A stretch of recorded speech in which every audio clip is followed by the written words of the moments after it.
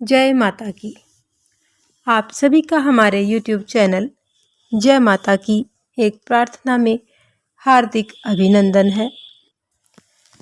आज हम भगवान गणेश जी के अवतारों के बारे में जानेंगे। जैसा कि हम जानते हैं कि भगवान गणेश जी के 8 अवतार हुए हैं। आज हम इसी श्रृंखला में भगवान गणेश के छठे अवतार विकट अवतार की कथा आज हम सुनेंगे। इससे पहले यदि आप हमारे चैनल पर अभी नए आए हैं तो कृपा करके चैनल को सब्सक्राइब कर लीजिए और घंटी जैसे दिखने वाले बटन को भी दबा लीजिए ताकि आने वाली नई वीडियो की नोटिफिकेशन आपको सबसे पहले और आसानी से मिल सके। तो शुरू करते हैं आज की कथा। भगवान गणेश जी के 8 अवतारों में छठे अवतार विकट रूप अवतार की कथा। श्री गणेश जी के 8 अवतार हैं जिनका वर्णन हम अपने पिछली वीडियो में कर चुके हैं। इससे पहले हम 5 अवतारों के बारे में बता चुके हैं। आज हम गणेश जी के छठे अवतार विकट अवतार की कथा को सुनेंगे। भगवान गणेश के द्वारा विकट अवतार में कामासुर का संहार हुआ था। भगवान का यह अवतार सौर ब्रह्मा को धारण करता है और इनकी इस अवतार में सवारी मयूर यानी मोर की सवारी बताई जाती है। कामासुर भगवान विष्णु का अंश था। जब भगवान विष्णु जालंधर के वध के लिए वृंदा की तपस्या नष्ट करने के लिए पहुंचे तब उनके शुक्र से एक बहुत ही तेजस्वी असुर पैदा हुआ। कामाग्नि से पैदा होने के कारण उसका नाम कामासुर पड़ा। कामासुर ने दैत्य गुरु शुक्राचार्य से शिक्षा प्राप्त की और ब्रह्मांड पर राज करने की योजना बनाई।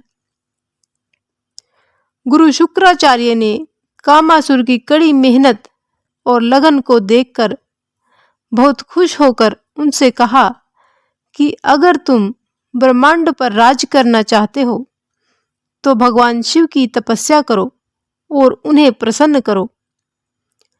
ऐसा कहकर शुक्राचार्य ने कामासुर को भगवान शिव के पंचाक्षरी मंत्र नमः शिवाय का अनुष्ठान करने की सलाह दी। शुक्राचार्य के मार्गदर्शन के अनुसार कामासुर भगवान शिव की कड़ी तपस्या करने के लिए चला गया। वह दिन रात भगवान शिव की पूजा अर्चना करता और उनके मंत्रों का उच्चारण करता रहता था। इसके साथ ही उसने अन्न और जल दोनों को ही त्याग दिया, जिसके कारण उसका शरीर जीर्ण शीर्ण हो गया। उसकी इस अखंड तपस्या को देखकर भगवान शिव प्रसन्न होकर उसके सामने प्रकट हुए और उससे कहा कि मांगो, तुम क्या वरदान मांगना चाहते हो। तब कामासुर ने भगवान शिव से कहा कि हे प्रभु, मुझे त्रैलोक्याधीश होने के साथ साथ मृत्युंजय और अभय होने का वरदान दीजिए और अपना आशीर्वाद दीजिए। भगवान शिव ने उसे वरदान दिया और कहा कि मेरे लिए भक्तों की मनोकामना से बढ़कर कुछ भी नहीं है। भगवान शिव को वरदान दिए पल भर भी नहीं हुआ था कि कामासुर का घमंड 7वें आसमान पर जा चढ़ा। वह वापस से उस घर की ओर पहुंचा और शुक्राचार्य से मिला। उसने उन्हें अपनी सारी कहानी बताई और कैसे उसे भगवान ने ये वरदान दिया। शुक्राचार्य ने उसे दैत्यराज के पद पर प्रतिष्ठित कर दिया और महिषासुर की पुत्री तृष्णा से उसका विवाह करवा दिया। विवाह के कुछ समय बाद कामासुर की बुद्धि भ्रष्ट हो गई और उसने अपनी सेना तैयार करके पृथ्वी पर राजाओं को हराकर उनका राजपाट छीनने लगा। इस कार्य में रावण, शंबर, महर्षि बलि, दुर्मुद जैसे क्रूर अमात्याओं ने उनका साथ दिया। उन सभी ने मिलकर स्वर्ग और पाताल लोक पर भी अपना अधिकार जमा लिया। जब स्वर्ग में सभी देवी देवता उससे परेशान हो गए तो उन्होंने एक गुप्त स्थान पर देवी देवताओं की बैठक बुलाई। वन में विचरते हुए ऋषि मुदल भी वहां पर आ गए और सभी देवताओं ने उन्हें अपनी समस्या बतलाई। महर्षि ने देवताओं से कहा कि आप भगवान श्री गणेश की पूजा अर्चना करके उन्हें प्रसन्न कीजिए। देवता भगवान की सेवा कर रहे थे। इस बात की भनक कामासुर को भी लग गई और उसने देवताओं पर आक्रमण कर दिया। कामासुर के हमले से देवताओं को व्याकुल देखकर भगवान विकट मोर पर विराजमान होकर वहां पर प्रकट हुए। भगवान गणेश को मयूर पर सवार देखकर कामासुर बोला कि अरे मूर्ख, तू यहाँ प्राण गंवाने क्यों आ गया है? शीघ्र ही मेरी आंखों से ओझल हो जा, अन्यथा तेरी खैर नहीं। भगवान विकट ने क्रोध में कहा कि सुन दैत्य, तेरे पापों का घड़ा भर चुका है और अब मैं तुझे अधिक अधर्म के रास्ते पर नहीं चलने दूंगा।